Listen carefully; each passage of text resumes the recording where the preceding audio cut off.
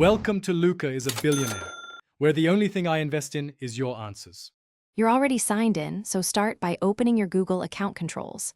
Click your profile icon at the top right, then select Manage your Google account.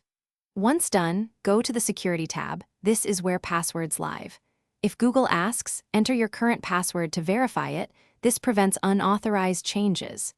Make sure two-step verification details are available in case Google prompts for code. Keep your phone nearby. This initial verification both proves identity and protects your account. Now you'll make the actual change. In the Security tab, locate Signing into Google and click Password.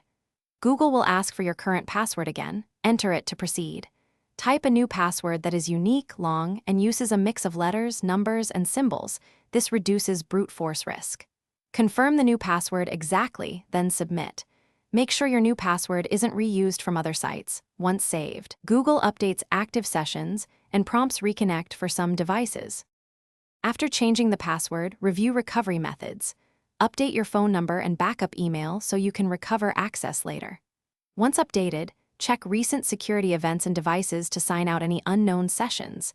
This prevents lingering access. If a problem occurs and you're locked out, use the recovery email or phone to receive codes or follow Google's account recovery flow. Answer questions accurately and patiently. If two-step verification blocks you, use backup codes.